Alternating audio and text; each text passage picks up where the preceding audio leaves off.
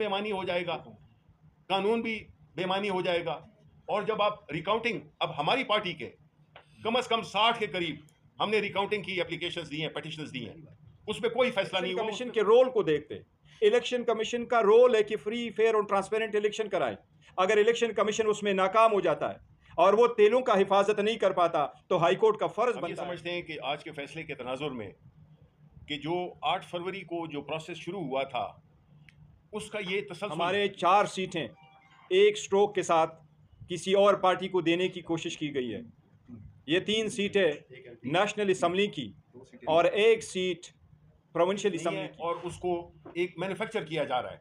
यानी कि पाकिस्तान के जो अवाम है उनकी कोई हैसियत नहीं है, उनकी दिया हुआ मैंडेट वो अपनी ताकत से ही नहीं हुआ। हमारा तो छोटा सा एक वो था, प्रोसेस था। आपने तो अरबों रुपए इस कौम के गरीबों के लगाकर और आपने जो है तो एक इलेक्शन मुनक्किद किया है, वो भी सुप्रीम कोर्ट के डिसीजन पे, बिकॉज आपका कोई इरादा नहीं था लाए गए हों उनको, जो हारे हुए हैं उनको जिताया गया हो। तो इसलिए वो ऐसे फैसले करते हैं जिससे कि इस पार्लियामान का जो इज्जत तौकीर और जो उसका मकसद है वो भी अनाउंस और नोटिफाई हो चुके थे। एमएनए साहिबान ने ओथ ले लिए थे। इसी सरकमस्टांस में इसको रिवर्स करना हम समझते हैं इंसाफ के तकाजों के मनाफी है। सॉरी जी, इजाजत, माफ़ी का ख्वास्तकार। रेडी हैं? बहुत मेहरबानी आपकी। चलिए। बिस्मिल्लाहिर्रहमानिर्रहीम। आज आप लोगों को इस मौके पे जहमत दी है, सुप्रीम कोर्ट के एक फ़ैसले से रिलेटेड पाकिस्तान तहरीक इंसाफ अपना मौक़िफ़ आवाम के सामने पेश करना चाहती है। हम समझते हैं सुप्रीम कोर्ट का जो फ़ैसला आया है उससे हमें बड़ी मायूसी हुई है, उससे इंसाफ का कत्ल हुआ है। हमारे 4 सीटें एक स्ट्रोक के साथ किसी और पार्टी को देने की कोशिश की गई है। ये 3 सीटें नेशनल असम्बली की और 1 सीट प्रोविंशियल असम्बली की है। जो 3 सीटें नेशनल असम्बली की है उसमें 154 इन्हें 154 लोधरा वाली सीट हमारा राना फराज साहब की, वो एमएनए है जो सुप्रीम कोर्ट के पहले डिसीजन में 39 ज़मीने में इंक्लूड थे और उनका नोटिफिकेशन सुप्रीम कोर्ट के पहले ऑर्डर के मुताबिक 25 जुलाई को भी एज अ पीटीआई एमएनए हो चुका था।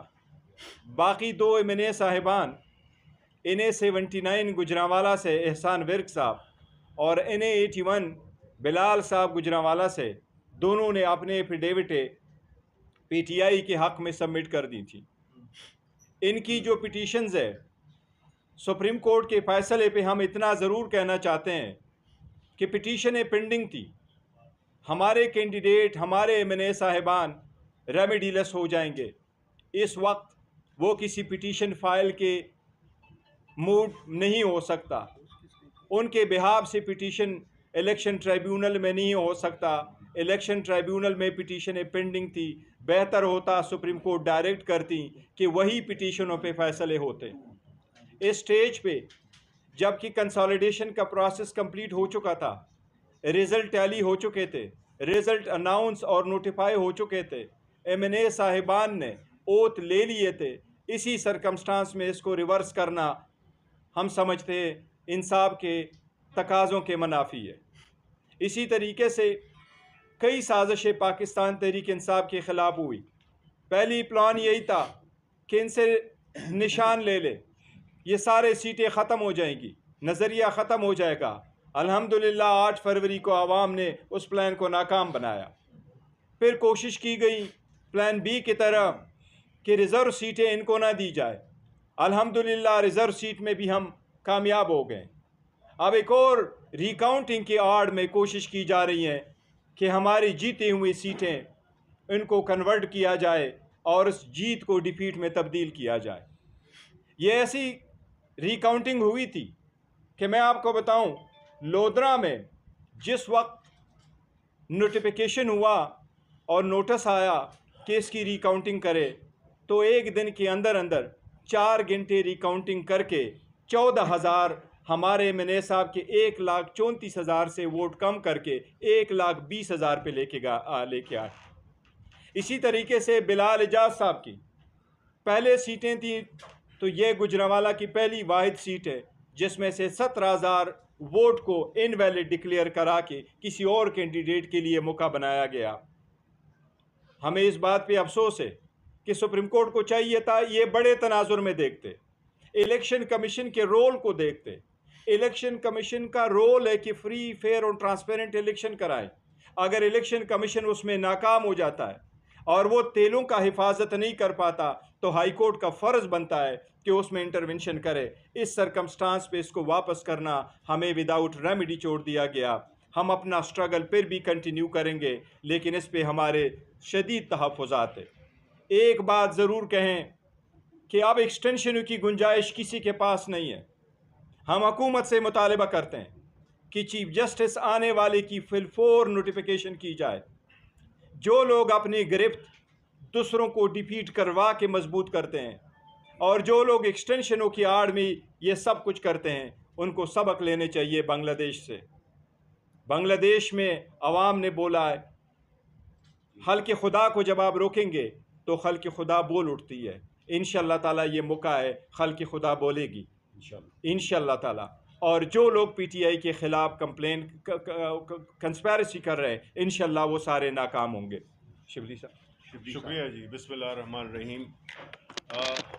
अक्सर जो कानूनी पहलू था वो बैरिस्टर साहब हमारे चेयरमैन उन्होंने बता दिए आपको। देखें, अगर आप एक चीज़ का सिर्फ जिक्र करूँ कि हम इसके ख़िलाफ़ रिव्यू फाइल करेंगे सुप्रीम कोर्ट में। जी, हमने ये देखा है कि जो 8 फरवरी का इलेक्शन था उसमें जो हुआ वो पूरी कौम को पता है। जिस तरह से हमारे उम्मीदवारों पे हमारी पार्टी का निशान ले लें, हर बहस बाहर तौर पे हर चीज़ में हमारे आगे रोड़े अटकाए गए। हम ये समझते हैं कि आज के फैसले के तनाजुर में कि जो 8 फरवरी को जो प्रोसेस शुरू हुआ था उसका ये तसलसल है। ये अगर आप इसको हर डेवलपमेंट को देखें तो उसका मकसद यही है कि किसी तरीके से भी पाकिस्तान तहरीक इंसाफ के कैंडिडेट्स जो फॉर्म 45, फॉर्म 47 के जाल से बच के निकल गए हैं, उनको किस तरह से घेरा जाए और उनके गिर्द क्या कौन सा जाल बिछाया जाए कि उनको वहाँ से जो अंदर हैं उनको वहाँ से बाहर निकाला जाए। और वो लोग जो कि अवाम जिनको रिजेक्ट कर चुकी है, जिसको कि हम फॉर्म 47 वाला, और उसमें से अक्सरियत इनकी बैठी हुई है, ये 17 सीटों वाले लोग हैं और इनकी जो एक आर्टिफिशियल मैन्युफैक्चर्ड मेजॉरिटी बनाई गई है वो बुनियादी तौर पे हर कानून, हर इखलाकी, हर तरह से वो जायज़ नहीं है और उसको एक मैन्युफैक्चर किया जा रहा है। यानी कि पाकिस्तान के जो अवाम है उनकी कोई हैसियत नहीं है, उनकी दिया हुआ मैंडेट वो अपनी ताकत के ज़रिए डिस्ट्रीब्यूट कर रहे हैं ऐसी पार्टीज़ को जिन्होंने कि पाकिस्तान का बेड़ा गर्क कर दिया है। आप देखें कि जब ये इलेक्शन हो गया, इलेक्शन के रिज़ल्ट्स में ताख़ीर हुई, उसके बाद जो नोटिफिकेशंस हुए उसमें भी बड़ी लैतो लाल से और बड़ी उससे अयारी का मज़ाहरा किया गया। उसके बाद जब ये अनाउंस भी हो गया तो तब भी चैन नहीं आया, क्योंकि वो वाला हदफ हासिल नहीं कर सके जो कि हासिल करना चाहते थे। उसके बाद एक तो ट्रिब्यूनल्स बनने की बात हुई। जब इलेक्शन में जब डिस्प्यूट होता है तो ज़ाहिर ट्रिब्यूनल्स में आप जाते हैं। ट्रिब्यूनल्स एक कानूनी उनकी आईनी हैसियत है कि जो भी तनाज़ा हो वहाँ पे वो हल होता है। आपने देख लिया कि जो लाहौर हाई कोर्ट में जो जजेस, चूँकि वहाँ पे ट्रिब्यूनल ज़्यादा थे, बड़ा सूबा है, उसके ट्रिब्यूनल्स में जजेस की अपॉइंटमेंट पे एतराज़ात शुरू हो गए क्योंकि इनको अपने मर्ज़ी के जजेस चाहिए थे। वो भी अभी तक चल रहा है और ट्रिब्यूनल्स अपने वो काम नहीं कर सके जो इनके मकसद के लिए वो बने थे, क्योंकि ये किसी सूरत में नहीं चाहते कि पाकिस्तान तहरीक इंसाफ को जो मैंडेट अवाम ने दिया है वो पाकिस्तान तहरीक इंसाफ को मिल सके, और उसके लिए हर हरबा इस्तेमाल किया जा रहा है। आपने देखा होगा पार्लियामेंट में पिछले दिनों में जो कवानीन पास हुए उनका क्या मकसद था। सुप्रीम कोर्ट में जो रिजर्व सीट्स हमारे लिए जो फैसला आ गया था उसको न्यूट्रलाइज करने के लिए पार्लियामेंट को इस्तेमाल किया गया। और पार्लियामेंट कब इस्तेमाल होती है? पार्लियामेंट तब इस्तेमाल होती है जब उसमें जो असल अवाम के नुमाइंदे वो न बैठे हों और वो लोग बैठे हों जो कि लाए गए हों, उनको जो हारे हुए हैं उनको जिताया गया हो। तो इसलिए वो ऐसे फैसले करते हैं जिससे कि इस पार्लियामान का जो इज़्ज़त तौकीर और जो उसका मकसद है वो भी ख़त्म हो जाता है और पार्लियामेंट महज एक रबर स्टैम्प बन जाती है। क्योंकि इनको पता है कि इन्होंने मसनूई तौर पे अपनी मेजॉरिटी की हुई है तो नेशनल असेंबली से भी वो निकाल लेते हैं और प्रोविजन ये अपने सेनेट से भी पास करा लेते हैं। ये जो ख़ास तौर पे जो बिल अभी कानून में जो तरामीम की गई, ये तो एक अंधे को भी पता चलता है कि ये किस मकसद के लिए की गई हैं। पहले ट्रिब्यूनल्स में, फिर जो कोर्ट में जजेस की तादाद बढ़ाना, ये सारी चीज़ें, और हम वो काम नहीं कर रहे। हम हालांकि अफेक्टेड पार्टी हैं, हमने कभी भी न जजेस के ख़िलाफ़ कोई ऐसी वो ज़ुबान इस्तेमाल की है, ना हमने सुप्रीम कोर्ट या हाई कोर्ट के इदारे को मुतनाज़ा बनाया है। लेकिन यहाँ पे तो सेनेट के फ्लोर को भी इस्तेमाल किया गया जजेस की तौकीर को बेतौकीर करने की। आपने स्पीचेस देखी होंगी जिसके बाद माफ़ियाँ भी मांगी गई। ये वो लोग हैं जो कि लाए इसी मकसद के लिए गए हैं, जिन्होंने बुनियादी तौर पे इस मुल्क में आईन को एक खिलवाड़ बनाना है, कानून को एक घर की लौंडी बनाना है। अब आप देखें जो कमिश्नर थे पिंडी के, उन्होंने क्या कहा था, वो आज किधर हैं? हम कौम पूछना चाहती है कि वो किधर गए, उन्होंने क्या कहा था, उसकी तहकीकात होनी चाहिए। हम तो चाहते हैं कि हर चीज़ कानून और आइन के मुताबिक हो, और अगर आप जमहूरियत है तो उसमें फिर जो वोट अवाम ने दिया है, जिन कैंडिडेट्स को, जिस पार्टी को, जो कि हमारे केस में पाकिस्तान तहरीक इंसाफ को दिया है, इमरान खान को दिया है, उसको आप हर तरीके से आप उसका इहाता कर रहे हैं कि किसी तरह से भी वो न हो। जब ये होगा तो फिर आइन भी बेमानी हो जाएगा, कानून भी बेमानी हो जाएगा। और जब आप रिकाउंटिंग, अब हमारी पार्टी के कम से कम 60 के करीब हमने रिकाउंटिंग की एप्लीकेशंस दी हैं, पिटिशंस दी हैं, उस पर कोई फैसला नहीं हुआ, उस पर कोई कार्रवाई भी नहीं हुई है। लेकिन यहाँ पे ये आए हैं क्योंकि मकसद था सीटें खींचना, ताकि ये किसी न किसी तरीके से, चाहे उसमें कानून टूटता है, आइन टूटता है, कुछ भी होता है, उस पर उनकी मेजॉरिटी 2/3 बना दी जाए कि उसके बाद जो भी ये चाहें, ये नाअहल टोला, ये करप्ट टोला जिसने इस मुल्क को तबाही के दहाने पे ला खड़ा किया है, पिछले 40 साल से ये लोग लगे हुए हैं। मुल्क किस हालत में है आपको पता है। इनको लोगों की न महंगाई की परवाह है, ना इनको अवाम की सिक्योरिटी की परवाह है।